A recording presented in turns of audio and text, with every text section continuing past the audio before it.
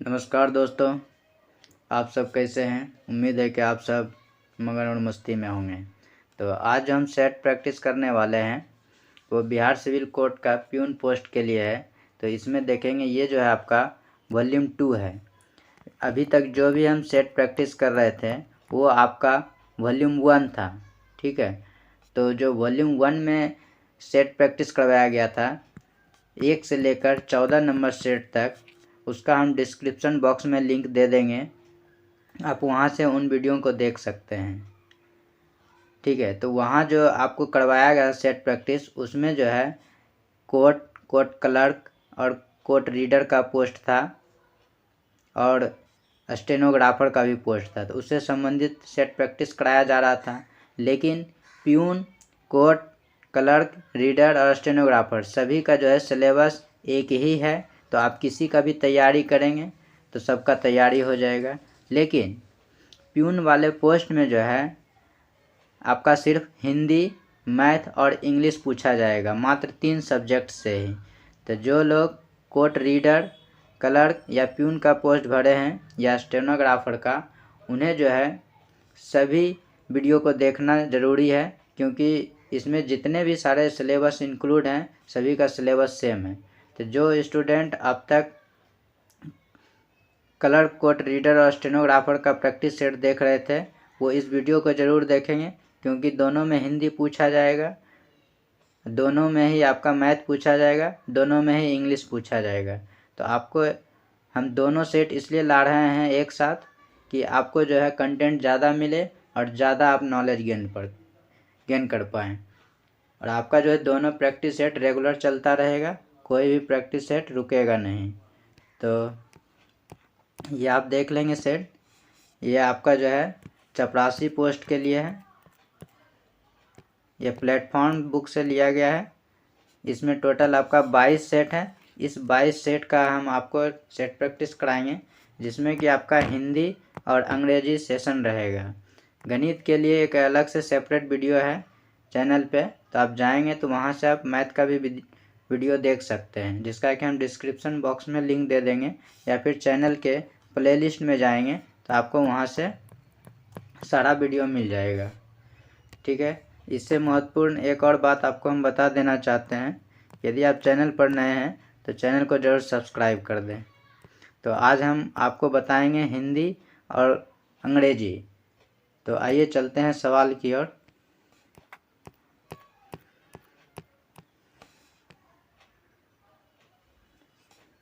ये हमारा test series पहला है, इसका आज हम एनालाइज करेंगे। जो छात्र प्यून पोस्ट के लिए भरे हैं फॉर्म, उन्हें तो ये वीडियो देखना बहुत ही ज़रूरी है। जो लोग प्यून पोस्ट के लिए फॉर्म नहीं भरे हैं उन्हें भी ये देखना ज़रूरी है, क्योंकि वो या तो कलर का पोस्ट भरे हों या स्टेनोग्राफर का या फिर रीडर का। तो उसके भी सिलेबस में हिंदी और इंग्लिश है। तो सबका हिंदी इंग्लिश सेम होने के कारण जो भी हम वीडियो अभी अपलोड कर रहे हैं सारे वीडियो को देखना ज़रूरी है, क्योंकि अभी हम जो भी वीडियो अपलोड करेंगे सारा सिविल कोड से ही संबंधित रहेगा, ठीक है। तो हम चलते हैं सवाल की ओर। इसमें देखेंगे आपका हिंदी का पहला सवाल है, ठीक है। प्यून के लिए 35 सवाल रहेगा हिंदी से और अंग्रेजी 15, जबकि कोर्ट रीडर क्लर्क के लिए जो है आपका 20 सवाल हिंदी के लिए रहेगा और 20 इंग्लिश रहेगा।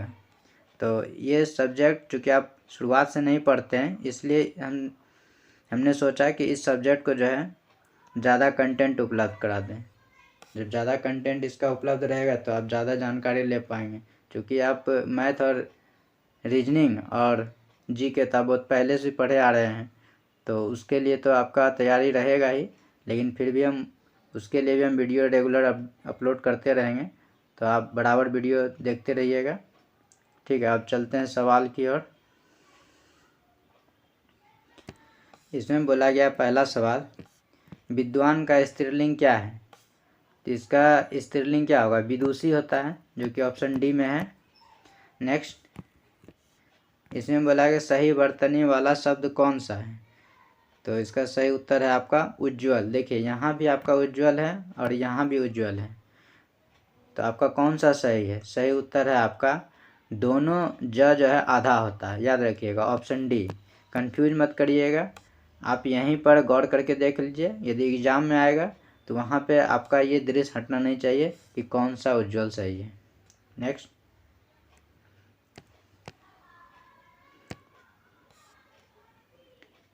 इसमें बोला गया है परिक्रमा शब्द में उपसर्ग क्या है? अगर आप पुराना वीडियो देखे होंगे तो आज का सेट आपको हलवा लगेगा, आप हर सवाल को लगभग बता देंगे। कुछ ऐसा सवाल आएगा जो कि आप फंसेंगे, तो लेकिन आज हम यहाँ पर सारा सवाल एक बगल से क्लियर करेंगे। क्योंकि जो प्यून पोस्ट के लिए फॉर्म भरे हैं उसके लिए ये वीडियो नया है, लेकिन जो कलर कोड रीडर का वीडियो देख रहे थे उसके लिए ये सेट पुराना लगेगा कि हम सब कुछ जान ही रहे हैं। देखिए, इसमें 4 नंबर सवाल में बोला गया है छाती पर सांप लौटना का क्या अर्थ होता है? ईर्ष्या करना, ऑप्शन बी सही उत्तर हो जाएगा। नेक्स्ट, इसमें बोला गया सुख चैन में समास क्या है? ये तो आप आराम से बता देंगे। नए छात्र जो चैनल से जुड़े हैं उसके लिए हम आपको जो है सारा ऑप्शन समझा रहे हैं कि द्विगु समास, द्वंद्व समास, कर्मधारय, तत्पुरुष, अव्ययी भाव समास, ये सब समास जो है क्या है, कैसे पहचानते हैं। और जो पुराने लड़के हैं वो तो तुरंत आंसर ढूंढेंगे, आगे भी बढ़ जाएंगे। ठीक है, समझिए पहले द्विगु समास क्या है। द्विगु समास जो है हम उस समास को कहते हैं जिसका वर्ड आप देखेंगे तो आगे में जो है संख्यावाची होगा। संख्यावाची का मतलब जैसे त्रिभुवन जैसे लिखते हैं तो त्रि क्या है आपका 3, तो ये संख्यावाची हो गया। पंचभुज, ये क्या है पंच 5, तो 5 हो गया क्या संख्यावाची।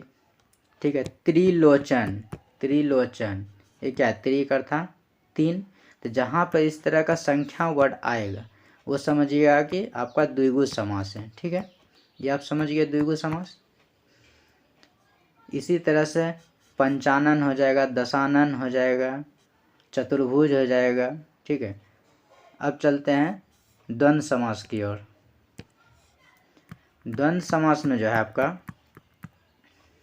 सहचर वर्ड रहेगा। सहचर वर्ड मतलब जैसे खाना पीना, हंसना रोना, आना जाना, भाई बहन, माता पिता, ऊपर नीचे, आगे पीछे, सुख चैन, जैसे देखिए यहाँ सहचर वर्ड है तो ये आपका क्या चला जाएगा द्वंद्व समास। तो इसका जो सही उत्तर यहीं से आपका मिल गया, ऑप्शन बी हो गया।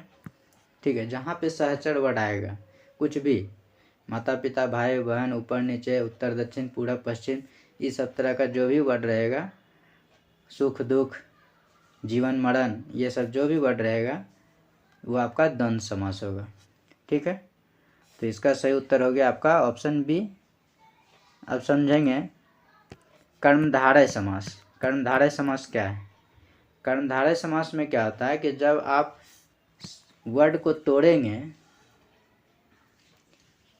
तोड़ने के बाद देखेंगे कि उसका कोई अर्थ निकलता है या नहीं। अगर अर्थ निकल जाएगा तो वो आपका हो जाएगा बहुव्रीहि समास। ठीक है, अगर अर्थ नहीं निकलेगा तो वो कर्मधारय होगा।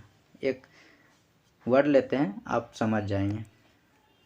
जैसे देखिए, जैसे लिए लंबोदर। ठीक है, और इसमें देखिए 2 वर्ड रहेगा, 2 वर्ड से ही मिलकर ही बना होता है। इसमें बाद वाला वर्ड रहेगा नाउन, आगे वाला वर्ड रहेगा विशेषण। ठीक है, इसी को कहते हैं विशेषण विशेष। विशेषण आगे वाला को और नाउन को कहते हैं विशेष। ठीक है, तो आपको इतना रटना है, बस याद रखना है। आगे में विशेषण आएगा, पीछे में नाउन आएगा। जब इसको तोड़ेंगे तो अर्थ निकलता है या नहीं निकलता है, ये बस पता करना है। तो इसमें क्या लंबोदर, लंबोदर लंबा है जिसका उदर, यहाँ लंबा बताया उदर के बारे में, मतलब पेट जिसका लंबा है। ठीक है, तो यहाँ क्या देखें उदर लंबा है, इसका कोई अर्थ निकल रहा है? अगर आप ध्यान से सोचेंगे तो आपको पता चलेगा जिसका उदर लंबा है इसको क्या कहते हैं गणेश जी। यहाँ पे अर्थ निकल गया गणेश जी। जब अर्थ निकल जाएगा तो वो आपका कौन सा समास होगा बहुव्रीहि समास। तो लंबोदर कौन सा समास हो गया बहुव्रीहि। अगर यहाँ पे अर्थ नहीं निकलता तब हम बताते हैं कौन सा कर्मधारय। एक और उदाहरण लेते हैं, जैसे नील गाय, ठीक है। ये गाय आपका क्या है, नाउन है। आगे क्या है, नील बताया, नीला कलर का है, ठीक है। तो ये आपका नाउन का विशेषण दे दिया। अब इसका अर्थ निकालेंगे, नीला है जो गाय। अब बताइए इसका कोई विशेष अर्थ निकलता है, नहीं निकलता है। नहीं निकलेगा तो आपका क्या कहलाएगा, कर्मधारय समास, ठीक है। आप कितना समास सीख गए, द्विगु सीख गए, द्वंद्व सीख गए, कर्मधारय सीख गए, बहुव्रीहि सीख गए, ठीक है। 4 समास सीख गए। अब सीखेंगे तत्पुरुष समास। तत्पुरुष समास में क्या आता है कि इसमें कारक का चिन्ह दिखेगा, ठीक है। कारक का चिन्ह, कारक का चिन्ह क्या क्या होता है, पहले आप इसको नोट डाउन कर लेंगे। ये आपका कारक का चिन्ह है, ठीक है, विभक्ति जिसको कहते हैं। तो कारक का 8 भेद होता है। कर्ता ने, कर्म को, करण से, इस द्वारा का अर्थ है कि आप जो है काम जब कर रहे हैं तो उस वस्तु के साथ हैं। जैसे मैं कलम से लिखता हूँ, मैं कलम से लिखता हूँ। यहाँ जब हम लिखने का काम करेंगे तो कलम को साथ में रखेंगे, दूर नहीं रहेगा कलम, साथ में। तो जो आपसे अटैच हो गया है उसके लिए हम जब से का प्रयोग करेंगे समझ जाइएगा कि वो आपका करण कारक है, ठीक है। से का एक और अर्थ होता है कि अलगाव। जैसे वह मुझसे दूर जा रहा है तो हमसे क्या हो रहा है, अलग हो रहा है। जैसे बालक पेड़ से गिर पड़ा, तो पेड़ से जब बालक गिरेगा तो अलग होगा, अर्थात जुदाई होगा। जैसे पेड़ से पत्ता गिरा तो पत्ता क्या, पेड़ से अलग हो गया। जहाँ जुदाई का भाव होगा वहाँ भी से का प्रयोग होगा, ठीक है। तो उस से में हम समझेंगे अपादान कारक। इसके जस्ट आगे आएगा अभी संप्रदान को के लिए। देखिए अपादान से, यही से का भी हम चर्चा कर रहे थे। और एक था करण से, ये भी से था और यहाँ भी से है, ठीक है। तो करण समझ गए और आप अपादान समझ गए। अपादान में आपका जुदाई आएगा और इसमें क्या है, लगाव आएगा, साथ में रहेगा, ठीक है। संबंध रिश्ता बताएगा, काके की, अधिकरण में पर, संबोधन हे अरे ओ जी। तो इस कारक चिन्ह को आप याद कर लीजिएगा, ठीक है। अगर आपको ये याद रहेगा तो आपको समास पहचानने में बहुत सुविधा होगी। वो कौन सा समास, तत्पुरुष समास, ठीक है। अब तत्पुरुष में भी भेद होता है 7 तरह का, तो यही चिन्ह से पता चलता है। जैसे से का प्रयोग होगा तो आप बता देंगे कि अपादान तत्पुरुष समास है। अगर का चिन्ह आएगा तो बताएंगे कि संबंध तत्पुरुष समास है। लेकिन आपको पहले ये चिन्ह याद होनी चाहिए, तो आप इसको नोट डाउन कर लीजिए। अब चलते हैं सवाल की ओर और वहाँ तत्पुरुष समास के बारे में समझते हैं। यहाँ आपका आ गया तत्पुरुष समास। तो तत्पुरुष समास में क्या होगा, जब आप वर्ड को तोड़ेंगे तो उसमें कारक का चिन्ह आएगा। जैसे राजपुत्र, ठीक है, ये हमारा एक वर्ड है। इसको आप तोड़िए, क्या बोलेंगे, राजा का पुत्र, ठीक है, राजा का पुत्र। यहाँ देखिए का आया, जब का आया तो ये क्या चला जाएगा, तत्पुरुष में। चूँकि अभी हम का चिन्ह देखे थे कि कारक में होता है, संबंध में काके की, तो ये आपका तत्पुरुष में चला गया। अब तत्पुरुष में भी पूछेगा किसका है, तो का आपको ध्यान में रखना है कि किसका था, संबंध का था। तो आप बोलेंगे संबंध तत्पुरुष समास। अगर उतना डिटेल नहीं पूछा जाएगा तो आप डायरेक्ट बोल दीजिए तत्पुरुष समास।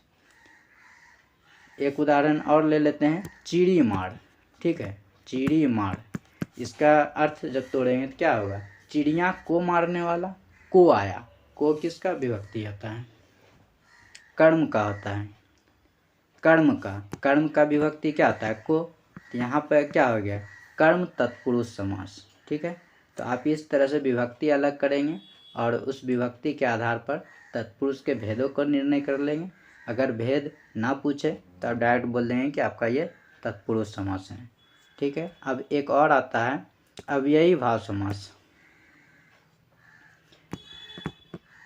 अव्ययी भाव समास, इसमें क्या होगा, आपका पहचान क्या है, यथा रहेगा वर्ड में, या प्रति रहेगा, या भर रहेगा, ठीक है। ये तीनों वर्ड में से कोई भी एक ठो आ जाएगा। एक और है आ, इन चारों वर्ड में से कोई भी आ जाएगा, समझिएगा कि वो अव्ययी भाव समास है। ठीक है, जैसे यथा से बन गया यथाशक्ति, यथावत। ठीक है, प्रति से बन गया आपका प्रतिदिन, भर से हो गया भरपेट, भर दिन। ये आपका क्या हो गया अव्ययी भाव समास। आस हो गया आजन्म, आमरण। ये सब हो गया अव्ययी भाव समास। दोस्तों वीडियो थोड़ा लंबा हो सकता है, लेकिन आपको हम पूरी जानकारी बताएंगे, पूरा एनालाइज करेंगे, जिससे कि आपका जो है कोई भी कन्फ्यूजन ना हो। एग्ज़ाम में किसी भी तरह से सवाल किसी भी डायरेक्शन से पूछे तो आप सवाल को छोड़ करना है। अगर आपके पास एनालिसिस का क्वालिटी रहेगा, आप इस चीज़ को जाने रहेंगे, तो वहाँ पे आप हर सवाल को आसानी से बना पाएंगे। अगर आप वीडियो छोड़कर चल जाते हैं तो इससे आपका ही लॉस होगा कि आप पूरी बात समझेंगे नहीं और वहाँ पे दुविधा में रहेंगे, कौन सा ऑप्शन सही होगा, कौन सा गलत होगा, किसको टिक करें ना करें। इसलिए आपको वीडियो जो शुरू से अंत तक देखेंगे। जो पहले वीडियो देख चुके हैं वो तो यहाँ पे सवाल को हवा में उड़ा दिया होगा, लेकिन जो नए हैं उनके लिए ज़रूरी है वीडियो एकदम लगातार कंटिन्यूस आप देखिए, आपको हम हर चीज़ क्लियर करते जाएंगे। ठीक है, अगर आप चैनल पर नए हैं तो आप पुरानी वीडियो को ज़रूर देखिएगा। अगर आप सिर्फ प्यून पोस्ट के लिए फॉर्म भरे हैं तो आप क्या करिएगा, सारे सेट को देखिएगा, तो उसमें आप हिंदी और इंग्लिश देख लीजिएगा और मैथ, ये 3 सेक्शन देख लीजिएगा। कंप्यूटर और जीके आप छोड़ सकते हैं, क्योंकि प्यून के पोस्ट में कंप्यूटर जीके नहीं है। तो आज आप जो है समास के सारे भेदों को सीख गए। अब सवाल आता है सुख चैन में कौन सा समास है। अगर आप सही से पढ़ लिए तो आप बता देंगे कि द्वंद्व समास है, क्योंकि इसमें सहचर वर्ड है। सही उत्तर हो गया आपका ऑप्शन बी। नेक्स्ट,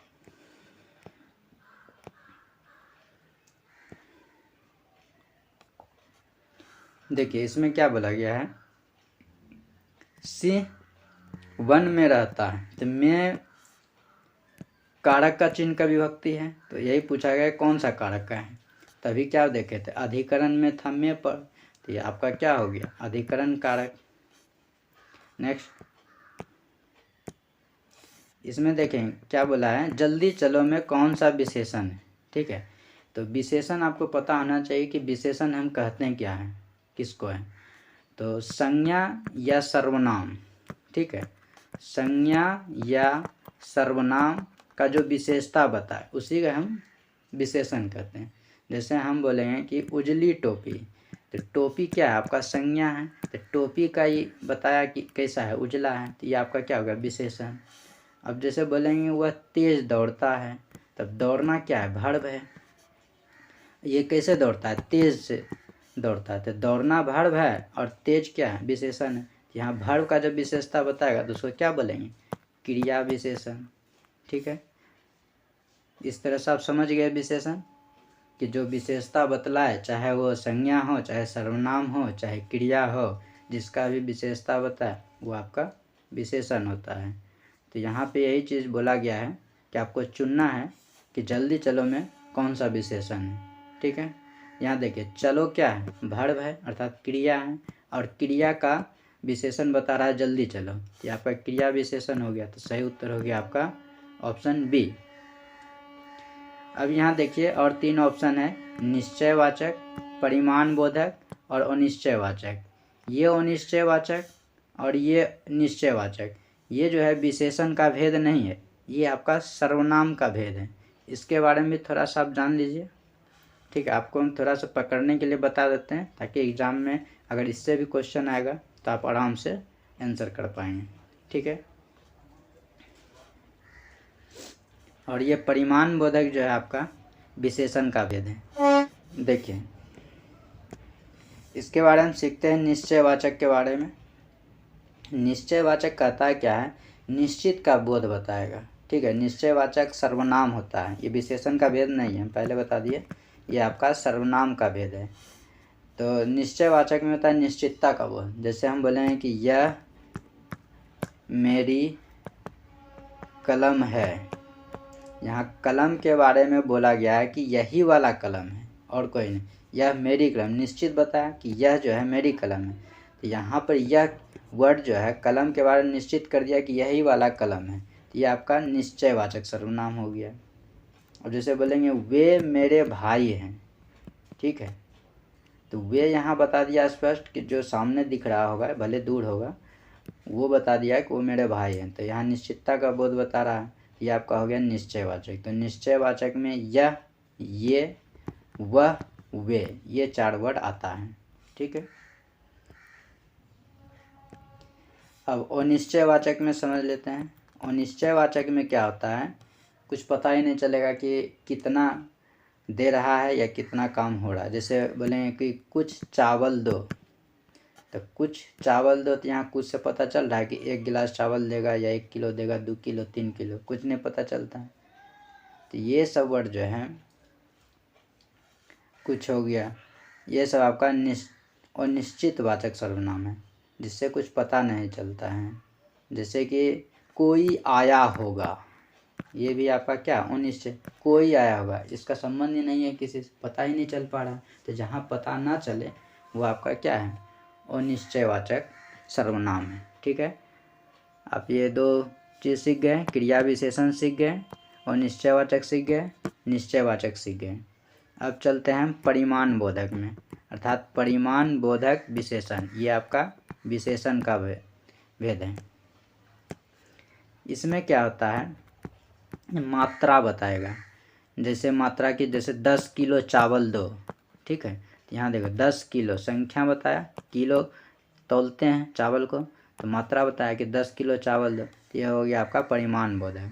इसी में बोलेंगे कि 1 किलो घी लाओ, तो 1 किलो, किलो बताया, किलो तौलने वाला चीज़ हो गया। परिमाण मात्रा का बोध बता रहा है, जहाँ वजन का बात हो उसको परिमाण बोधक बोलेंगे। ठीक है, आप सीख गए। अब चलते हैं नेक्स्ट सवाल की ओर।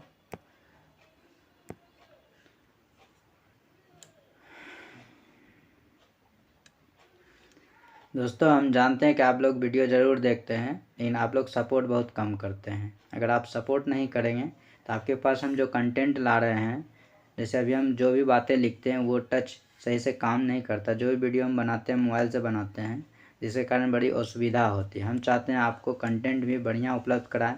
तो जो भी हम बोलते हैं सिर्फ बोल कर ही आपको समझा पाते हैं। लिखने में देख रहे होंगे कि बहुत जगह छूट जाता है कलम से लिखने में। ठीक है, इसमें टच पैड काम ही नहीं करता है। तो आप सपोर्ट करिए, सब्सक्राइब करिए चैनल को, लाइक करिए, तभी हम प्रमोट हो पाएंगे। जब प्रमोट होंगे तो आपके पास बढ़िया कंटेंट बना कर लाएंगे, तो आपका भी प्रमोट होगा।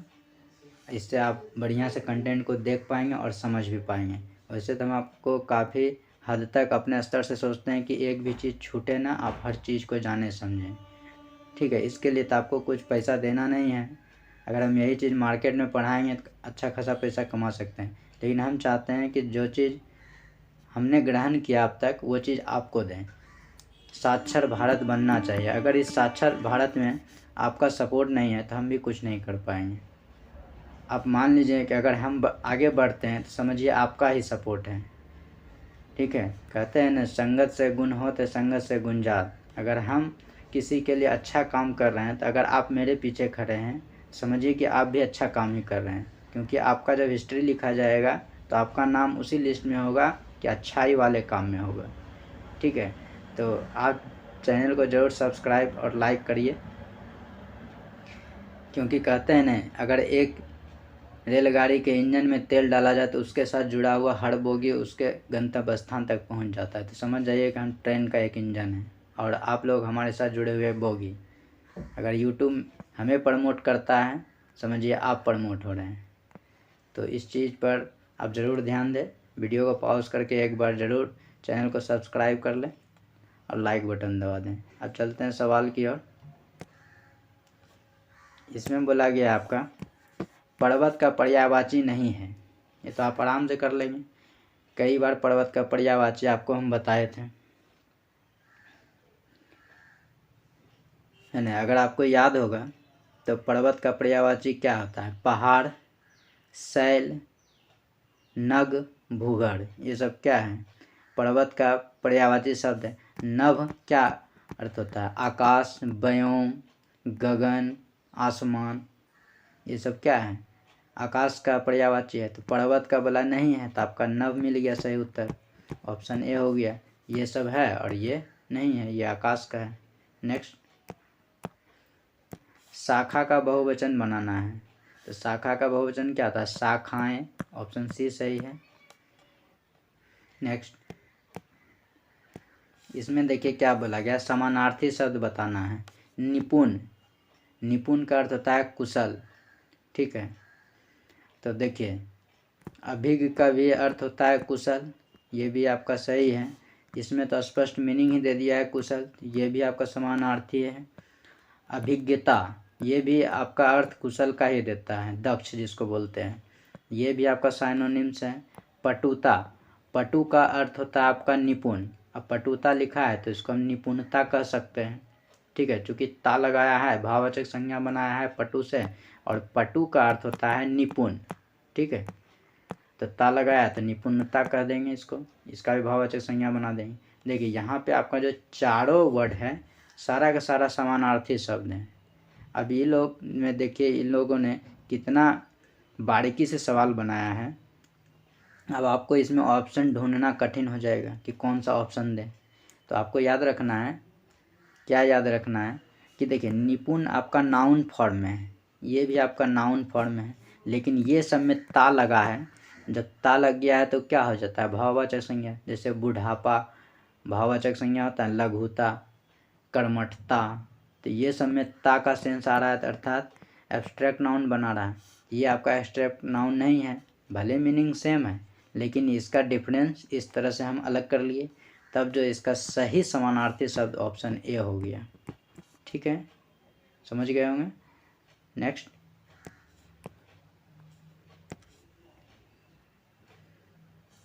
इसमें बोला गया विलोम शब्द चुनना है। परकीय, परकीय का अर्थ होता है जो दूसरा व्यक्ति काम करता है, ठीक है। तो इसका उल्टा क्या हो जाएगा? स्वकीय, जब हम खुद काम कर रहे हैं, स्वयं काम कर रहे हैं। सही उत्तर हो गया आपका ऑप्शन डी। लाघव का अर्थ होता है लघु या छोटा रूप। दृश्य तो आप समझ रहे हैं, क्षत्रिय तो समझ रहे हैं, ये तो सिंपल मीनिंग है। नेक्स्ट,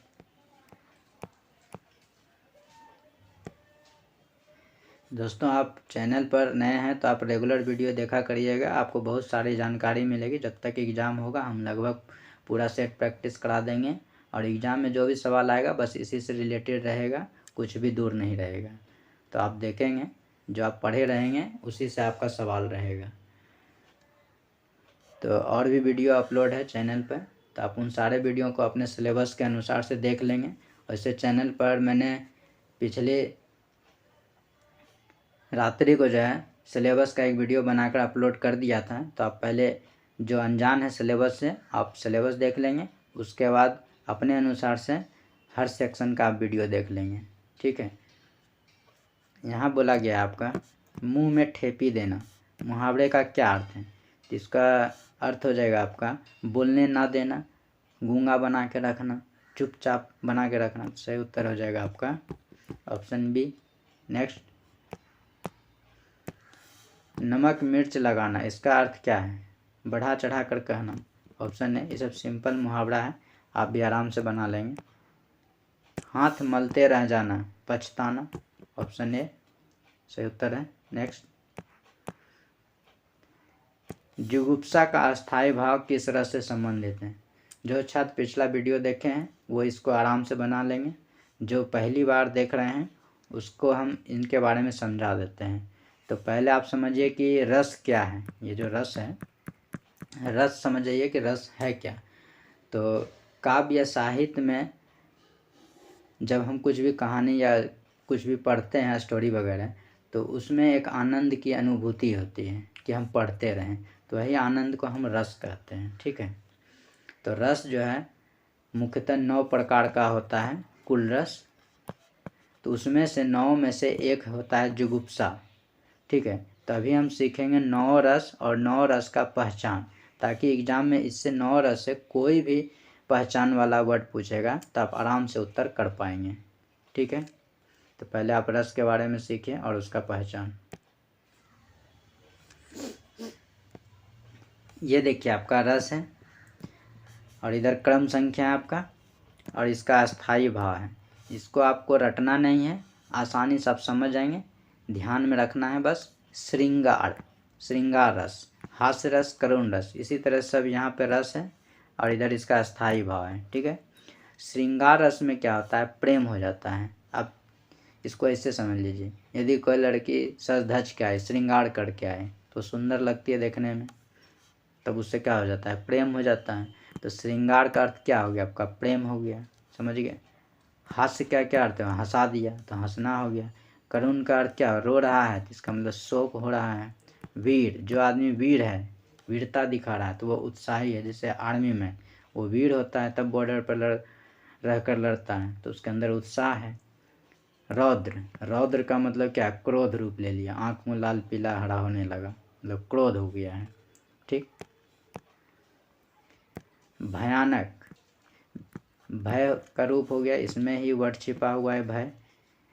देखिए सबका तो अर्थ देखने से ही पता चल गया, लेकिन इसका अर्थ जो है देखने से पता नहीं चलेगा, बस इसको आपको ध्यान में रखना है। विभत्स मतलब घृणा, ठीक है, बेकार काम करना।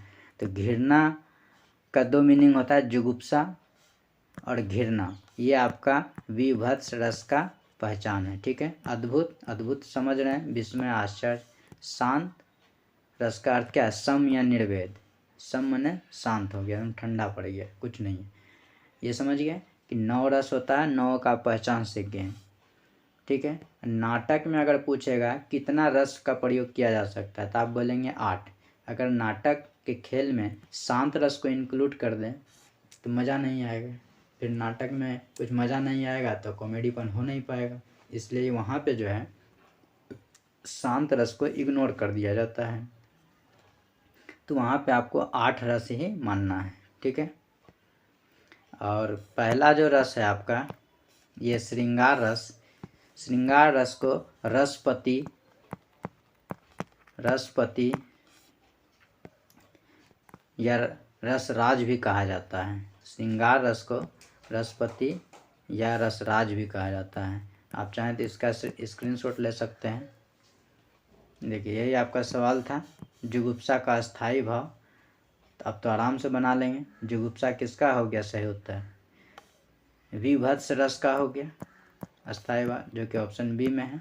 अब इसमें से किसी का भी पूछेगा आप बता देंगे। अब रस से सवाल नहीं भागेगा, इसलिए हम आपको कहते हैं कि वीडियो शुरू से अंत तक देखिए, छोड़ कर मत जाइए। छोड़ कर जाएंगे तो आपका सिलेक्शन छोड़ के चला जाएगा, इसलिए आपको सिलेक्शन लेना है तो वीडियो शुरू से अंत तक देखिए। आपको हम बस उतना ही बताएंगे जितना एग्ज़ाम में पूछेगा, फालतू कोई गप नहीं होगा, एग्ज़ाम बेसिस का बस बात होगा। ठीक है, अब नेक्स्ट क्वेश्चन में चलेंगे। ग्रस्त, ग्रस्त का विपरीतार्थक बताना है।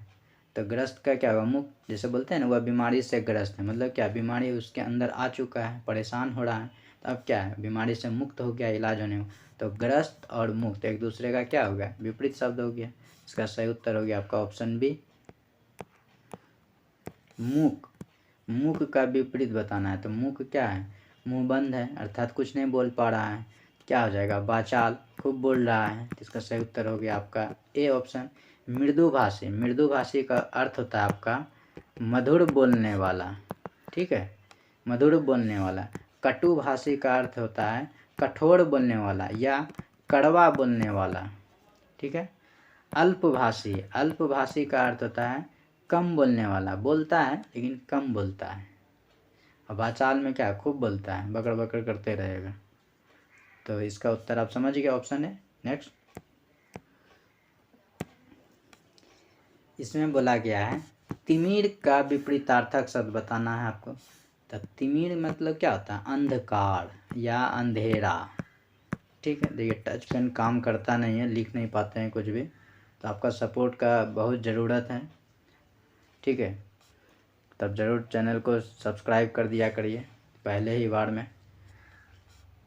तो तिमिर का आप अर्थ समझ गए, अंधकार या अंधेरा। तो इसका क्या हो जाएगा आपका उल्टा, आलोक हो जाएगा, ऑप्शन सी।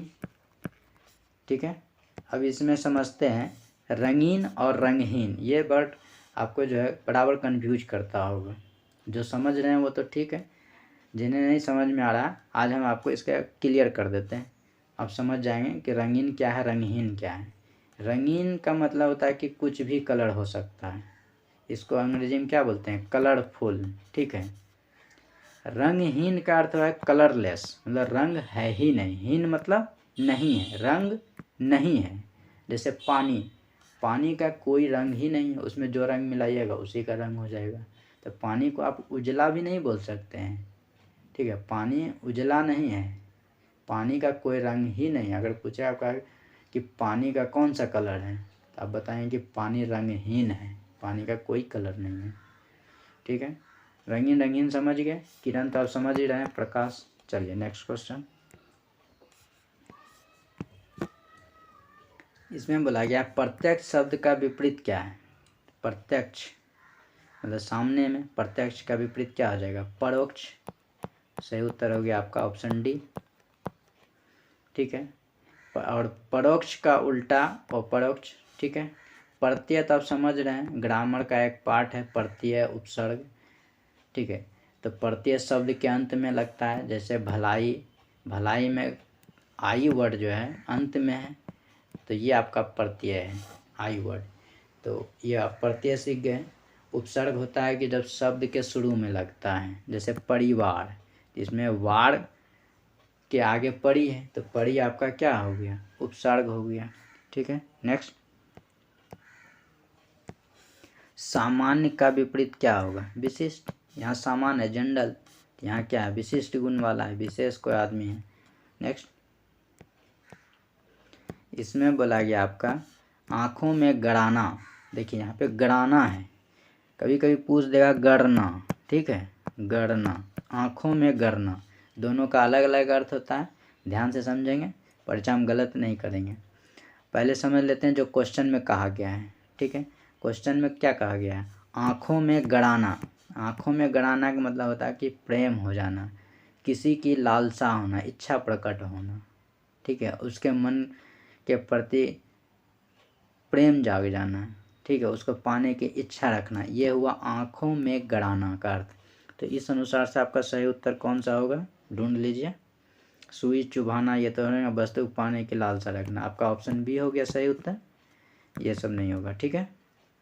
अब समझेंगे, गड़ाना हो गया, अब समझेंगे आँखों में गड़ना, ठीक है। गड़ना के अर्थ में, गड़ना के अर्थ में जब सेंस आएगा, वो सेंस आएगा कि चुभना, ठीक है। चुभना का मतलब क्या है कि उससे ईर्ष्या होना। जैसे हम बोलेंगे कि आँखों में गड़ना, इसका मतलब है कि उससे हमको दुश्मनी हो रहा है, चुभ रहा है उसकी बातें, वो हमको अच्छा नहीं लग रहा है देखने में, ठीक है। अब जैसे जो भाजपा के सपोर्टर हैं, ठीक है, वो कांग्रेस वाले को क्या कहेंगे कि कांग्रेस मेरी आँखों में गड़ता है। तो जो अपना अपना पार्टी का है वो अपना अपना का पक्ष लेगा, विरोध वाले को क्या बोलेगा, आँखों में गड़ रहा है, मतलब वो उसका विरोध करना है, वो इससे ईर्ष्या करता है। आप समझ गए दोनों बात। चलिए नेक्स्ट सवाल देखिए, आसान सवाल है, उठ जाना। उठ जाना का मतलब क्या, सोकर उठना नहीं, मर जाना नहीं बोलते हैं, अब दुनिया से उठकर चला गया है, मतलब स्वर्गवास हो गया है, मर चुका है। तो ऑप्शन ए सही हो गया। नेक्स्ट देखिए, ये आपका जो है अलंकार से सवाल आया है, तो अलंकार के बारे में पहले समझिए कि अलंकार होता क्या है, ठीक है। उसके बाद देखेंगे आप इसको भी आप कैसे बनाएंगे, अभी अब तुरंत क्लियर कर लेंगे। इसमें भी आपको हम ट्रिक बताएंगे, अलंकार में भी ट्रिक होता है, आपको रटने की कहीं कुछ ज़रूरत ही नहीं है, आपको हम बहुत चीज़ें ट्रिक के माध्यम से बताएंगे। एग्ज़ाम में दिमाग लगाना ही नहीं है, बस आँख को देखना है, सवाल को रंगना है, बस ये काम करना है। लेकिन हाँ, अभी वीडियो आपको शुरू से अंत तक देखना है, तभी आपका ये बात संभव होगा, नहीं तो फिर आपकी मर्जी। जय श्री राम। चलिए देखिए यहाँ पे क्या बोला गया है, कनक कनक तय सगुनी। देखिए एक ही वर्ड दो बार आएगा और हाइफन के साथ होगा, तो वो होता है आपका यमक अलंकार, ठीक है। थोड़ा सा आप समझ लेते हैं, श्लेष अलंकार में क्या है, एक ही वर्ड रहेगा लेकिन एक साथ नहीं आएगा, दूर दूर में आएगा, वो होगा आपका श्लेष अलंकार, ठीक है। ये बातें आपको हम टेक्निक बता रहे हैं पकड़ने का। इसका कहीं कोई किताब में ट्रिक वगैरह लिखा नहीं है। जो आज तक का हिंदी पढ़ने के बाद हमें अनुभव हुआ है, हर पैसेज, हर गद्यांश, हर सारांश 99% में ये ट्रिक फॉलो होता है। ठीक है, तो आप कहीं से पूछेंगे किसी से या फिर किसी बुक में खोजेंगे तो ये चीज़ आपको नहीं मिलेगा। इसलिए हम जो बता रहे हैं ध्यान से सुनिए। आज हम आपको जो है वो चीज़ बता रहे हैं जो आज तक हम किसी को ये सब चीज़ बताते नहीं। ये सब अपना चीज़ होता है कि हिंदी में हम स्कोर कैसे कर सकें। ठीक है, तो श्लेष अलंकार समझ गए, यमक अलंकार समझ गए। बाकी बात तो अगर आप किताब बुक पढ़िए तो आप पढ़ते रह जाएंगे, याद रहेगा ही नहीं कौन किस में जाएगा नहीं जाएगा। अब चलते हैं रूपक अलंकार। ठीक है, और उपमा अलंकार। समझिए पहले उपमा अलंकार। जब उपमा समझ जाएंगे तब आप रूपक भी समझ जाएंगे। पहले उपमा अलंकार समझिए। देखिए उपमा अलंकार में क्या होता है कि हम किसी का तुलना करते हैं किसी दूसरे चीज़ से। ठीक है, जैसे मान लेते हैं कि सोनी चंद्रमा जैसी है। ठीक है, तो हम इसका तुलना कर रहे हैं। सोनी का किससे तुलना कर रहे हैं? चंद्रमा से तुलना कर रहे हैं। ठीक है, तो यहाँ पर जो है उपमा अलंकार हुआ। सोनी का जो है हम चंद्रमा से तुलना किए तो सोनी जो है यहाँ पे उपमेय हो गया। कभी कभी ये भी सवाल आता है कि इसमें बता, एक सेंटेंस दे देगा, बोलेगा इसमें बताइए उपमेय कौन है, उपमान कौन है। तो उपमेय वो होता है जिसका हम तुलना देते हैं।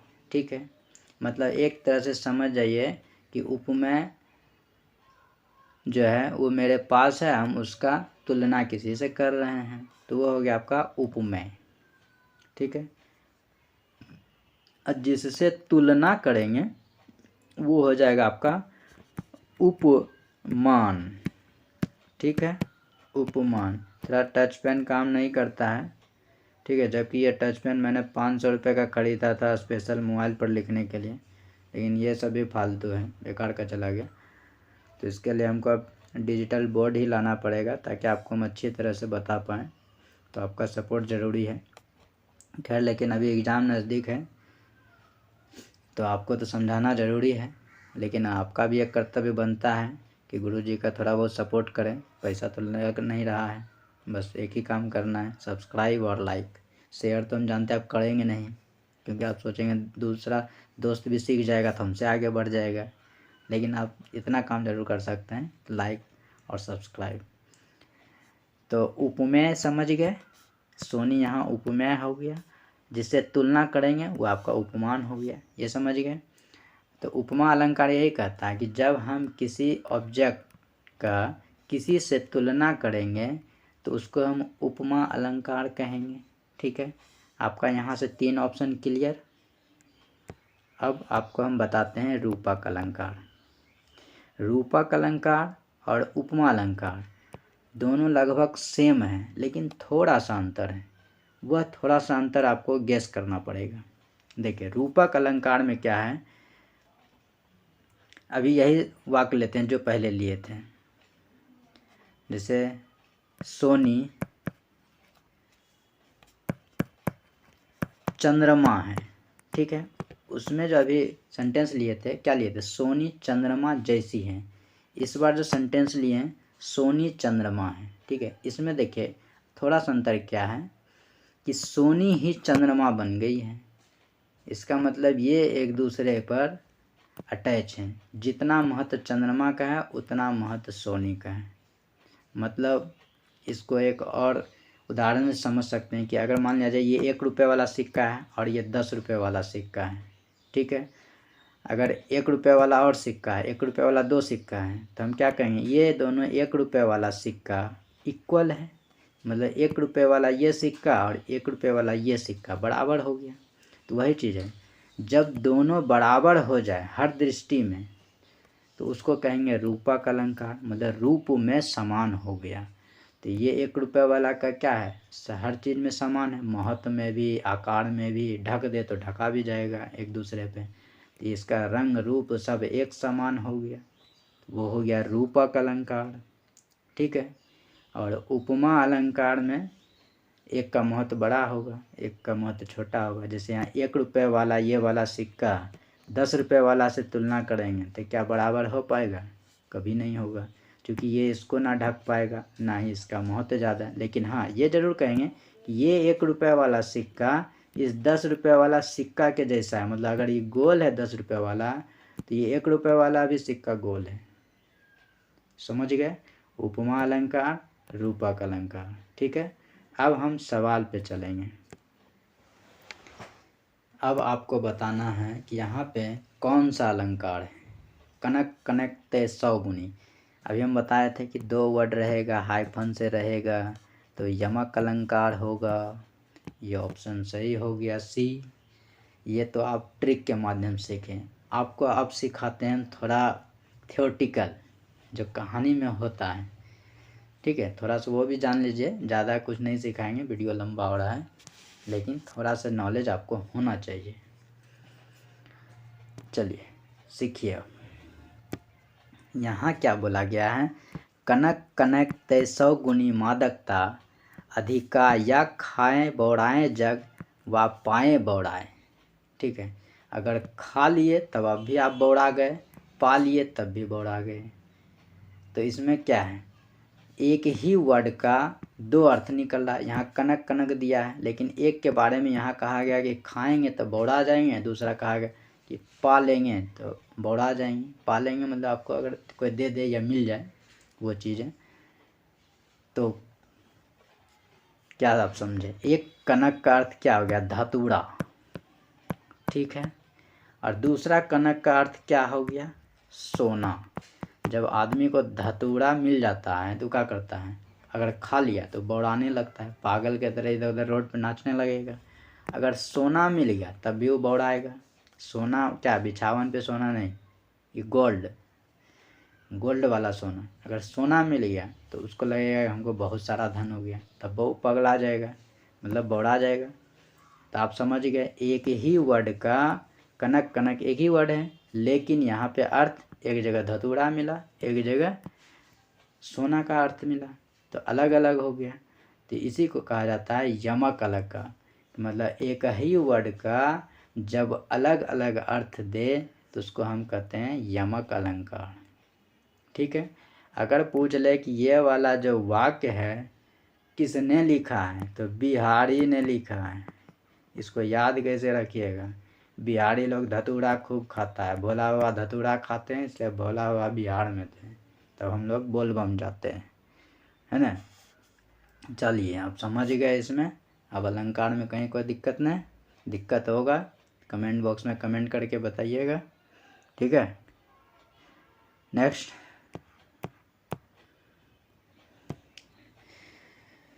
इसमें देखिए क्या बोला, जब नायक एवं नायिका के मिलने का अवसर प्राप्त होता है तो वहाँ क्या होता है। अभी देखिए, चर्चा कर रहे थे ना रस का, वही रस आ गया है। जब नायक नायिका मिलता है तो क्या होता है, श्रृंगार रस तो होगा ही, ये तो वियोग तो होगा नहीं, छुट्टन छुट्टी तो होता नहीं। यहाँ बोल रहा है मिलने का बात, तो छोड़ा छोड़ी वाला तो बात होगा नहीं, तो ये तो ख़त्म हो गया। हंसेगा तो नहीं, ठीक है, वहाँ क्या होगा, प्रेम होगा। अब ये है कि अब ये वाला ऑप्शन दें कि सी वाला दें। यहाँ थोड़ा संयोग रस लिख दिया है, यहाँ श्रृंगार रस लिख दिया है, संयोग श्रृंगार। ठीक है, यहाँ पर देखिए संयोग से मिला, ये भी बात सही है। ठीक है, मिलने पर मिलन क्या होता है, संजोगे होता है। हर्ष में तो फुर्सत मिलता है ना है कि जाके मिल लें, आजकल का समाज आप देख ही रहे हैं। तो श्रृंगार तो ठीक है, तो देखिए ए भी ऑप्शन सही है, ऑप्शन सी भी सही है, लेकिन ए से ज़्यादा बेटर सी हो गया। तो सही उत्तर हो गया आपका ऑप्शन सी। ए को हम गलत नहीं कह रहे हैं, ना ही ए गलत है, ए भी सही है, लेकिन उससे ज़्यादा सही सी है। समझ गए बात। नेक्स्ट सवाल देखिए, अब तो आप हवा में इस सवाल को उड़ा देंगे। अभी तुरंत सीखे थे ना समास के बारे में, तत्पुरुष बोला है। अच्छा बोला उदाहरण नहीं है, बताइए उदाहरण नहीं है तत्पुरुष। देखिए आजन, आ वाला बताया था ना अभी कि अव्ययी भाव में आ वाला होता है। हाँ, तो ये किस में चली गया, अव्ययी भाव में। अब सबको काय के लिए देखेंगे, ऑप्शन डी मारेंगे फटाक से, सब छट गया कि आप आजन में अव्ययी भाव समास में थे, यहाँ बोला तत्पुरुष का उदाहरण नहीं है, तो यही उत्तर हो गया। नेक्स्ट, वैसे ही सब का भी आप तोड़ सके। गांव का वासी, ग्रामवासी में नहीं क्या, गांव का वासी का आया तो तत्पुरुष में जाएगा। राजकुमार, राजकुमार का आया, राजू का कुमार, ठीक है।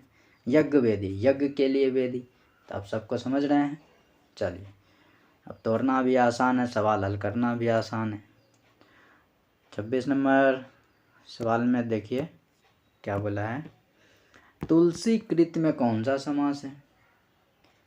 क्या इसको आप नहीं बता पाएंगे, एकदम आराम से बनाएंगे। तुलसी कृत, तुलसी से जो सुशोभित होता है, या तुलसी का जो कृत है, कृत माने लिखी हुई कोई काव्य पंक्ति या फिर उसका कोई कीर्तिमान चीज, तो तुलसी से कृत, तो से आ रहा है, तो से किस में बताए थे, तत्पुरुष में होता है, करण से, तो चला गया ऑप्शन डी में, करण से। तो करण तत्पुरुष समास हो गया इसका सही उत्तर। नेक्स्ट देखिए, पुरुषोत्तम में कौन सा समास है, नहीं बना पाएंगे, आराम से बना लेंगे। पुरुषोत्तम कहने का मतलब क्या होता है, पुरुषों में उत्तम, तो पुरुषों में आया, ठीक ना, पुरुषों में आया, तो में किस में जाता है भाई, तत्पुरुष में जाता है, तो हो गया सही उत्तर ऑप्शन ए। अब किसी को देखना ही नहीं है। नेक्स्ट, अब देखिए इसमें फिर अलंकार से एक सवाल आया है, रहमन पानी राखिए बिन पानी सब सुन में कौन सा अलंकार है। अगर अभी आप ट्रिक ध्यान से पढ़ें तो जवाब आप जरूर दे देंगे। देखिए, पानी एक बार यहाँ, पानी एक बार यहाँ, एक ही बात अलग अलग बार, तो उसको कौन सा अलंकार, श्लेष अलंकार, ऑप्शन डी। अभी तुरंत बताए थे, बन गया ना। अब आपको हम बताते हैं। देखिए, ये जो है क्वेश्चन आपका अधूरा लिखा हुआ है, इसके नीचे एक लाइन और आएगा, तब ये सही ढंग से बनेगा। लेकिन आपको हम ट्रिक जो बताए ना, उस पर ये काम कर गया, आंसर भी मिल गया, सही है। अब आपको हम वो लाइन भी बता देंगे कि इसके नीचे का कौन लाइन है। चलिए आइए, पहले लाइन देखिए, उसके बाद वहाँ से भी आपको हम तुलना कर देंगे, ठीक है। देखिए, यही आपका पूरा सेंटेंस होता है, रहमन पानी राखिए बिन पानी सब सुन, पानी गए न उबरे मोती मानिस चुन, ठीक है। ये हम हिंदी बुक से खोज के लाए हैं, ग्रामर का, उसमें खोजे इसका अधूरा बात, क्योंकि जब हम इस सवाल को बना रहे थे तो इसका आंसर ढूंढने में बड़ा असुविधा हुआ, क्योंकि इसमें सही से तैयार ही नहीं हो पा रहा था कि इसका तुलना हम करें तो करें किससे, ठीक है। ट्रिक जरूर आपको आंसर ढूंढने के लिए है, लेकिन कुछ चीज़ें जानकारी के लिए भी होती हैं, तो हम आपको ट्रिक भी बताएंगे और जानकारी भी बताएंगे। एग्ज़ाम में आप ट्रिक फॉलो करिए, अगर जहाँ ट्रिक नहीं फॉलो हो पा रहा है तो जानकारी आपका काम देगा, जहाँ ट्रिक फॉलो हो रहा है तो बस ट्रिक फॉलो करके एकदम फटाफट नंबर लीजिए, सिलेक्शन पाइए, ठीक है। तो यहाँ आपको हम थोड़ा सा समझा देते हैं। देखिए, पानी यहाँ है एक वर्ड, पानी यहाँ है दो वर्ड, यहाँ पानी है तीन वर्ड है, तो एक ही वर्ड देखिए अलग अलग आया है।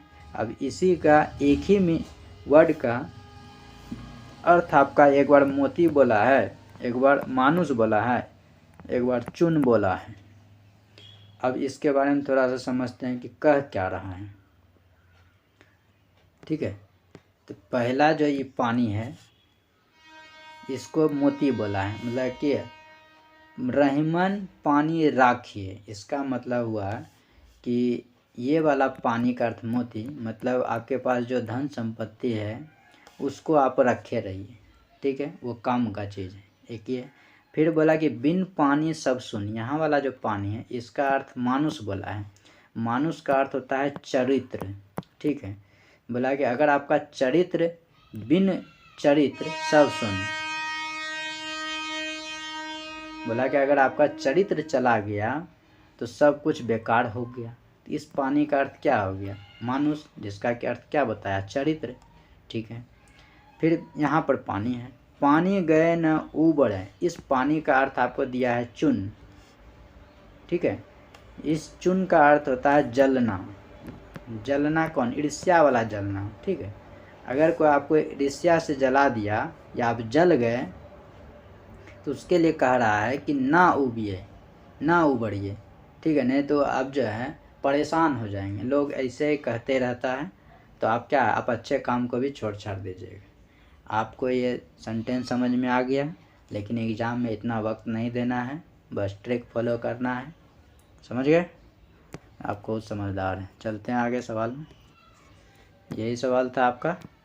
रहमान पानी रखिए, इसका तो उत्तर बता ही दिए कि आपका ऑप्शन डी होगा, सलेस अलंकार। ठीक है, और ये सब जो दृष्टांत है, भांति भ्राण, ये सब अलंकार है ही नहीं, यमक है, तो यमक तो बता ही देंगे। चलिए आगे चलते हैं।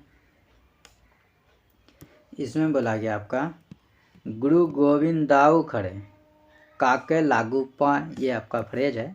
काकू लागे पाए, काकू लागू पाए, कहाँ है लागू पाए? ये ऑप्शन सी में ही तो है, काकू लागू पाए। ठीक है, यही आपका सही है। नेक्स्ट में देखिए क्या है आपका, दिया है स्टोरी। ठीक है, गद्यांश है, इस गद्यांश को पढ़ना है, उसके बाद पढ़ के जवाब देना है। तो एग्ज़ाम में तो गद्यांश यही नहीं रहेगा, लेकिन इसी आधार पर रहेगा, तो उसको पढ़ के आपको जवाब देना है। ठीक है, तो इसमें आपको समझाना क्या है, गद्यांश है तो आप भी पढ़ के समझ सकते हैं। एक कहानी रहेगा, कहानी में जो पूछा जाएगा उसे पढ़ के नीचे जवाब दे दीजिएगा। तो आप यहाँ पर इस गद्यांश को जो है छोटा रूप में देख लीजिए, अगर आप आता है तो ठीक है, नहीं तो ब्रेक करके देखना होगा, नहीं आ पाएगा तो आप जो है पहले यहाँ तक देख लीजिए, वीडियो पॉज करके आप समझ जाइए कि क्या कह रहा है, उसके बाद आगे बढ़ाते हैं। यहाँ से फिर आप देख लीजिए, वीडियो पॉज करके आप देख लीजिए, कहानी समझ लीजिए, उसके बाद कहानी जब आप समझ लेंगे उसके बाद जवाब देंगे। ठीक है, जवाब में देखिए बोला गया है घुमक्कर शब्द में कौन सा प्रत्यय है? ये तो आप आसानी से भी जान सकते हैं, ये प्रत्यय का बता रहे थे कि प्रत्यय आखिरी में लगता है। तो घुमक्कर में देखिए आखिरी में कौन सा वर्ड है? अक्कर, अर कर सब है, लेकिन प्रत्यय पहचानेंगे कैसे? जब इसको तोड़ेंगे ना तो उसमें एक वर्ड आपका मूल धातु होगा। जैसे यहाँ पे घुमक्कर, घूमना है, घूमना मूल धातु है, तो घूमना में क्या लगा है? अक्कर लगा है, तब हुआ है घुमक्कर। तो अक्कर आपका प्रत्यय वर्ड हो गया, और घूमना मूल धातु है, तो जब भी आप तोड़ेंगे मूल धातु प्लस जो एक्स्ट्रा वर्ड रहेगा उसको, तो यहाँ पे आपका अक्कर वर्ड निकला तो अक्कर हो जाएगा। नेक्स्ट, ये चूँकि इससे रिलेटेड नहीं था, कहीं पे घुमक्कर होगा पैसेज में, बस उसी से पूछ लिया, ये आपका ग्रामर रिलेटेड बात है। नेक्स्ट, अब इसमें बोला गया महावीर स्वामी का जन्म कहाँ हुआ? तो वैसे तो आप जीके वगैरह रटते होंगे तो जवाब तुरंत दे देंगे कि वैशाली में हुआ था, लेकिन आपको ध्यान रखना है कि पैसेज पढ़ के देना है। कहीं पैसेज में लिख दिया हो कि महावीर का जन्म जापान में हुआ, तो आप वैशाली दे देंगे तो गलत हो जाएगा, तो आपको पैसेज पढ़ना है। ठीक है, तो पैसेज में देख लेते हैं एक बार कि इसका जन्म कहाँ हुआ, क्या वैशाली दिया है कि कहीं और दिया है, तो अपना पढ़ लीजिएगा कहीं भी खोज के। अभी अगर हम खोजेंगे तो टाइम लगेगा, है ना। जैसे वैशाली ही होगा, क्योंकि रियल कहानी ये लोग देता है, तो वैशाली ही सही उत्तर होगा। ऐसे ढूंढ लीजिएगा जहाँ भी हो क्वेश्चन में, अपना खोज लीजिएगा। नेक्स्ट देखिए, स्वच्छंद में कौन सा संधि है? अभी आपको हम संधि समझाते हैं। पिछले वाले भी वीडियो में मैंने संधि के बारे में समझा दिया था, वहाँ पे व्यंजन संधि समझाया था, स्वर्ग संधि, स्वर्ग कहते हैं, विसर्ग संधि और व्यंजन संधि और स्वर संधि। ठीक है, तो यहाँ भी आप देख लीजिए, व्यंजन संधि, विसर्ग संधि पहला है, दीर्घ संधि है, गुण संधि है, व्यंजन संधि है। इन चारों के बारे में आपको हम तरह तरह समझा देते हैं, पहचानने के लिए समझा देते हैं, रटना उठना कुछ नहीं। विसर्ग संधि में रहेगा ना, जब आप तोड़ेंगे ना वर्ड को तो विसर्ग का पहचान आएगा। ठीक है। निर्जल, ठीक है, क्या होगा, निह जोड़ जल, निह जोड़ जल, यहाँ विसर्ग है तो आपका क्या चला जाएगा, विसर्ग संधि में चला जाएगा। दीर्घ संधि, गुण संधि, ये आपका स्वर संधि का भेद है। स्वर संधि का 5 भेद होता है, दीर्घ, गुण, वृद्धि, यण, अयादि, ठीक है। तो इसका जो है टेक्निक भी है पकड़ने का, वो भी हम टेक्निक बता देंगे। लेकिन अभी आप सीख लीजिए व्यंजन संधि का पकड़ने का टेक्निक, कई बार हम इसका चर्चा कर चुके हैं स्वर संधि का, ठीक है। तो हम इसके लिए जो है एक बड़ा वीडियो बना देंगे, क्योंकि यहाँ पे कुछ भी लिखेंगे तो लिखाएगा नहीं, तो हम पहले उसे बढ़िया से लिख कर बताएंगे ताकि आपको जो है कोई भी दिक्कत ना हो। व्यंजन संधि के बारे में समझा देते हैं आपको कि व्यंजन संधि में होता क्या है कि जब वर्ड को तोड़ेंगे तो हलंत आएगा, तोड़ने के बाद, ठीक है, तोड़ने के बाद हलंत आएगा, हलंत आएगा तो समझ जाइएगा कि आप व्यंजन संधि का वो सेंटेंस है या वो वर्ड है, ठीक है। अगर वर्ड देखने में च आता है, च में हलंत, ठीक है, न आता है और मूर्धन्य सो आता है तो समझ जाएगा कि वो व्यंजन संधि है। ये तीनों वर्ड आ जाए, इन तीनों वर्ड में से कोई भी एक, या हलंत। हलंत कब देखेंगे, तोड़ने के बाद देखेंगे, और ये सब जो है आपका वर्ड में ही रहेगा। तो यहाँ देखिए स्वच्छंद में आधा चो आया है, तो यहाँ देखिए आधा चो है, तो हो गया क्या, व्यंजन संधि। व्यंजन संधि आज पूरा आपको हम सिखा देते हैं, एक भी कन्फ्यूजन नहीं रहेगा। किसी दिन स्वर संधि सिखा देंगे, किसी दिन विसर्ग संधि, विसर्ग में तो कुछ है ही नहीं, स्वर संधि सिखाएं, क्योंकि स्वर संधि थोड़ा लंबा है, क्योंकि उसमें स्वर संधि में भी 5 भेद है, व्यंजन में कोई भी भेद नहीं, बस खुद का एक ही भेद है। और देखिए इसका उदाहरण समझिए, जैसे सज्जन, सज्जन, इसमें देखिए अभी जो वर्ड हम लिखे थे च न मूर्धन्य से, कोई भी है न है, तब इसका क्या करेंगे, खंडन करेंगे, क्या इसका बनाएंगे, सत जोड़ जन, तो यहाँ देखिए तो में हलंत आया, तो ये हो गया क्या, व्यंजन संधि। और दूसरा उदाहरण लेते हैं, जैसे लेते हैं रामायण, ठीक है, रामायण, यहाँ देखिए नो आया, अभी नो वाला बता रहे थे, तो व्यंजन संधि हो गया रामायण। और ले सकते हैं प्रमाण, प्रमाण, ये नो आया, व्यंजन संधि हो गया। और ले सकते हैं, कुछ भी ले सकते हैं जो आपको लगता है। विच्छेद, विच्छेद, ठीक है, यहाँ आधा चो आया, क्या हो जाएगा, व्यंजन संधि हो जाएगा। समझ गए होंगे व्यंजन संधि, ये 2-3 वर्ड पहचान है, आप खुद कर लीजिएगा। नेक्स्ट सवाल, इसमें बोला गया है महात्मा बुद्ध ने जब बुद्धत्व प्राप्त किया तब उनकी अवस्था कितनी थी। पैसेज पढ़ के आपको जवाब देना है कितना वर्ष का था, तो अपना पैसेज पढ़िए और जवाब दीजिए। अच्छा देखिए यहाँ मिल गया 35 वर्ष की आयु में बुद्धत्व प्राप्त, तो इसका जो सही उत्तर हो जाएगा आपका 35 वर्ष हो जाएगा, ऑप्शन बी। ये सब आप पैसेज पढ़ के जवाब देंगे। श्रुति धर्म का अर्थ क्या है, इसमें आपसे बोला है श्रुति धर्म। अब पैसेज में जाएंगे, ढूंढेंगे कि कहाँ पे है श्रुति धर्म, खोजिए आप। देखिए श्रुति धर्म यहाँ पे है, धर्म शंकराचार्य वैदिक, देखिए यहाँ वैदिक धर्म से संबंधित बोला, तो यहाँ वैदिक धर्म है ऑप्शन में, यहाँ है ऑप्शन डी हो गया सही उत्तर। नेक्स्ट देखिए यहाँ क्या बोला है, उधर गरजती सिंधु लड़ियाँ फन फैलाएं। देखिए फिर रस पूछा है, अभी भी रस बताए थे, तो आपको यहाँ पे भाव समझना पड़ेगा कि कह क्या रहा है, उसके अनुसार से आप रस खोज लेंगे। क्या बोला, उधर गरजती सिंधु लड़ियाँ, गरज रहा है बादल की तरह, तो गरज रहा है तो डर फैला रहा है, तो क्या वो शांत है, नहीं, भक्ति कर रहा है, देवी का पूजा पाठ कर रहा, नहीं, श्रृंगार रस है, प्रेम भक्ति चल रहा है, नहीं, भयानक रस है, भय आप दिखा रहा है कि जलवा अपना। सही उत्तर क्या हो गया आपका, ऑप्शन ए। देखिए अब इंग्लिश सेक्शन आया है, इसमें देखेंगे पहला सवाल बोला गया 36 नंबर में, एंटोनिम्स बताना है उल्टा।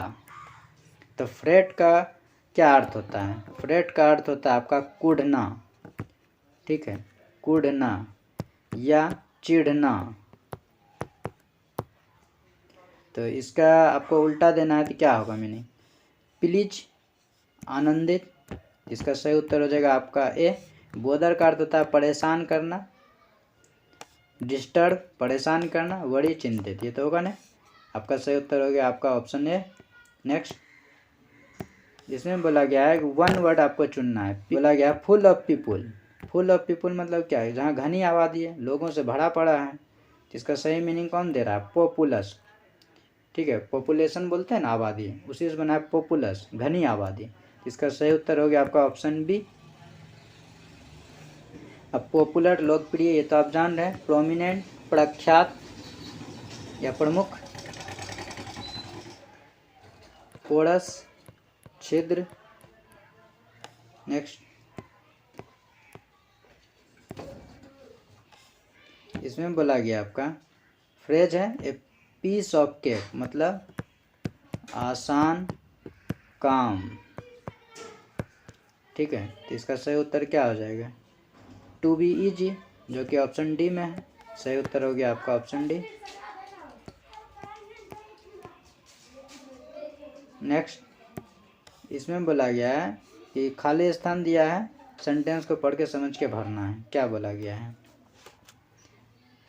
Shakespeare still remains the most read and the most blank perform of all dramatist.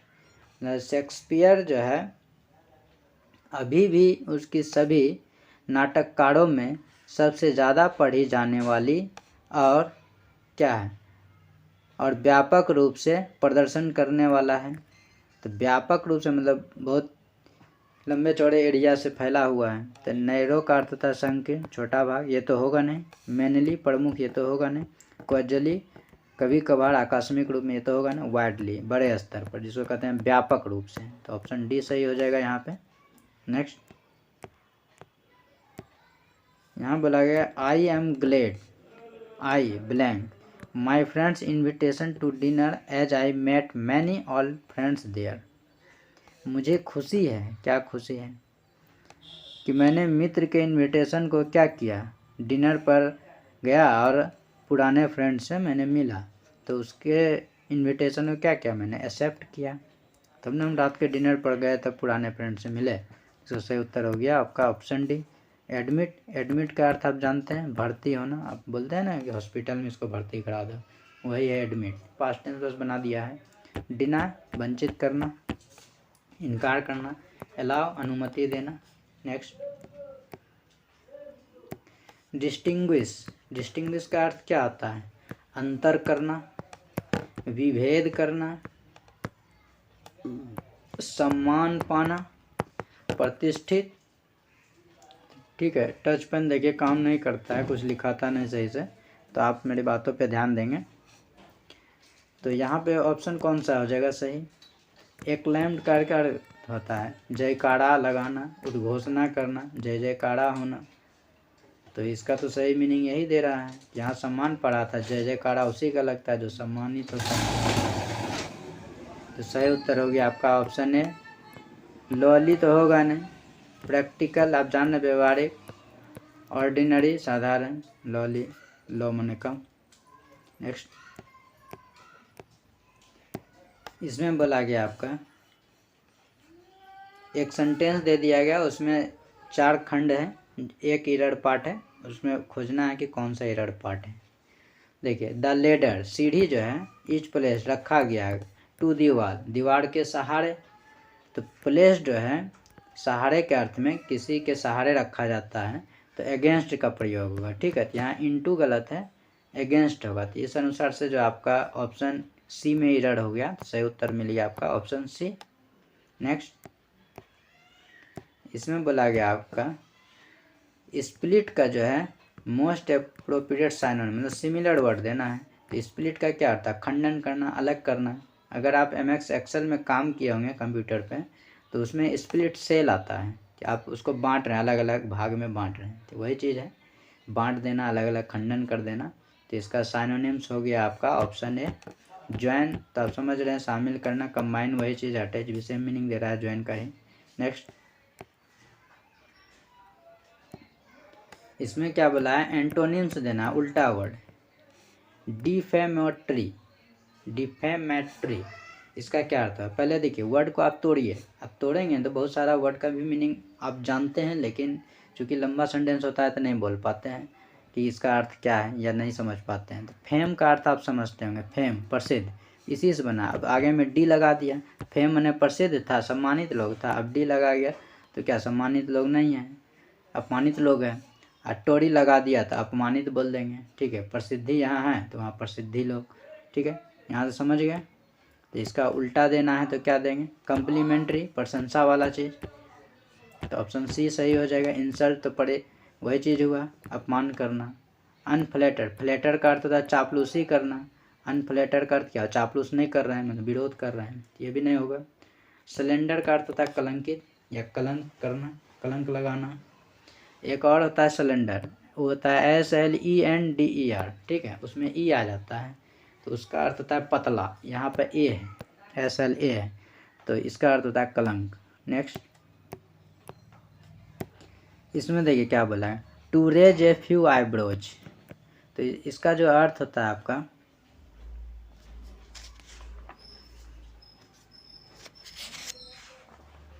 शौक रह जाना, ठीक है, कोई भी चीज़ के लिए जो है आश्चर्यजनक हो जाना, आश्चर्यजनक घटना घट जाना, तो सही उत्तर हो जाएगा आपका ऑप्शन सी।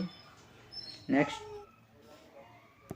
इसमें बोला गया आपका एक सेंटेंस है, एक पार्ट में एरर है, उसको बताना है कि क्या होगा। देखिए क्या बोला, the recent study said that there, यहाँ देखिए पास्ट टेंस में सेड है तो आगे जो भी बनेगा नरेशन में क्या बनेगा, पास्ट में ही बनेगा। दैट देयर, यहाँ देखिए इज दे दिया है, यहीं गलत हो गया। जब इधर का पास्ट है तो इधर भी पास्ट बनता है नरेशन में, अगर आपको नियम याद होगा समझ जाएंगे। यहाँ पर ऑप्शन सी में ही गलती मिल गया, सही उत्तर हो गया आपका ऑप्शन सी। ये बोला है कि एरर चुनना है कौन सा पार्ट में गलत है, सही उत्तर हो गया आपका सी। नेक्स्ट, इसमें बोला गया है, देखिए ये भी पिछले ही सेट का सवाल है, अगर आप सही से पढ़ते होंगे, नोट्स बनाते होंगे, जो भी हम डिटेल एनालाइज करते हैं तो उसमें हम हर वर्ड बताते हैं, तो उसी से देखिए यहाँ पे क्वेश्चन आया, an afternoon performance of a play, film और शो, तो दोपहर में जो खेल होता है या नाटक होता है या फिल्म वगैरह शो चलता है उसको क्या कहते हैं, मैटनी, ऑप्शन सी सही है। सर्कस तो समझ रहे हैं, एग्जीबिशन तो समझ रहे हैं, प्रदर्शनी, मेला, म्यूजिकल, म्यूजिक से संबंधित, ठीक है। तो आप जानते हैं पूरा जो हम डिटेल करते हैं या एनालाइज करते हैं तो सारा आपको नोट्स बनाना है, सारा वर्ड को लिखना है। नेक्स्ट, इसमें देखिए बोला गया पैसिव वॉइस बताना है, ठीक है। तो अगर V1 रहेगा आपका वर्ब तो उसमें क्या करते हैं, इज आर एम देखते हैं। अगर V2 रहेगा, वर्ब का दूसरा रूप रहेगा तो वाज वेयर देखते हैं। हैज हैव रहेगा तो हैज हैव बीन देखते हैं, ठीक है। इज आर एम रहेगा तो उधर क्या देख रहे हैं, is are am plus being देखते हैं। इसी आधार पर हम देखिएगा, अभी आपको हम वॉइस बता देंगे, ज़्यादा नियम लगाने की ज़रूरत नहीं, बस इसमें भी ट्रिक लगाइए, एग्जाम में नंबर लाइए। चलिए यहाँ पर खोजिए, तो पहले यहाँ देखिए एश्योर्ड है, पास्ट टेंस में है, ठीक है। अब नीचे वाला देखेंगे कि कौन सा जो है आपका पास्ट टेंस आंसर देगा। देखिए अभी हम बताए थे V2 रहेगा तो वाज वेयर में जाएगा, तो वाज वेयर में जाना चाहिए। देखिए यहाँ पे एम दिया है, ये तो होगा नहीं। हैड बीन दे दिया, ये भी नहीं होगा। देखिए यही है वाज, यहाँ इसमें भी है वाज, तो दोनों ऑप्शन हो सकता है। लेकिन इसमें देखिए बीइंग दिया है तो बीइंग आता है, बीइंग किस में आता है, वाज वाले में वाज बीइंग आता है, V2 वाले में सिर्फ वाज या वेयर आएगा, वेयर प्लुरल के लिए, वाज नहीं सिंगुलर के लिए। तो यहाँ से सही उत्तर हो गया आपका ऑप्शन सी। अगर वॉइस बनाना जानते हैं तो ऐसे भी आप बना सकते हैं, नहीं जानते हैं उसके लिए हम बता दिए। नेक्स्ट, इसमें बोला गया है इनकरेक्ट वर्ड आपको बताना है, गलत वर्ड कौन सा है। तो सही उत्तर आपका कौन सा है, कंडन, माफ़ कर देना, ये तो सही है मीनिंग। बिलीव, विश्वास करना, ये भी आपका सही मीनिंग है।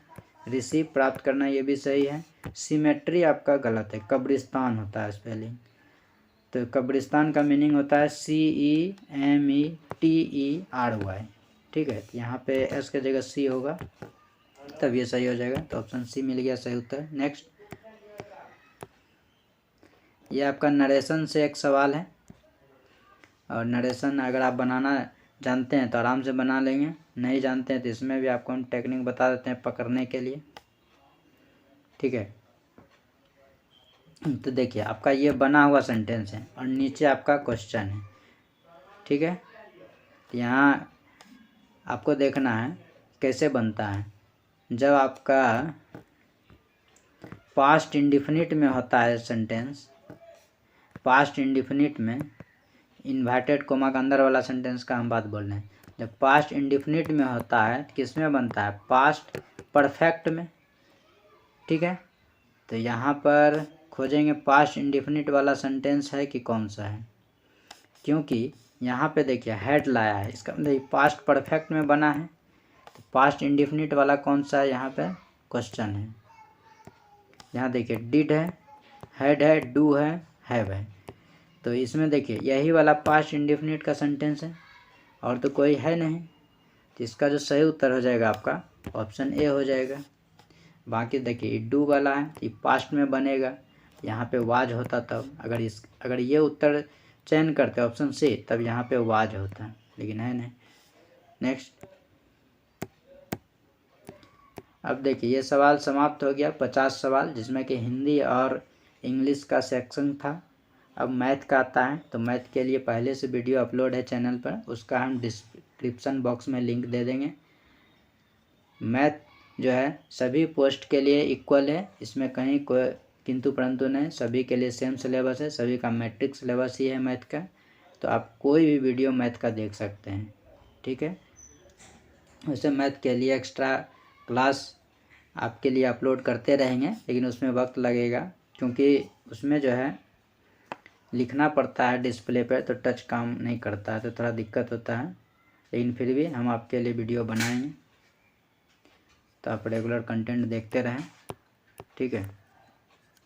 और जो जो चीज़ें ज़्यादा महत्वपूर्ण हैं वो चीज़ को हम आपके पास पहले लाएंगे। जीके और मैथ ये सब तो आप बहुत दिन पहले से भी पढ़ते आ रहे हैं, तो ये सब तो आप आसानी से बना लेंगे। जो चीज़ें नहीं पढ़ रहे थे उसका हम कंटेंट आपको देंगे। अब आपसे अलविदा लेते हैं। नमस्कार, जय हिंद। चैनल को सब्सक्राइब करना ना भूलें। धन्यवाद।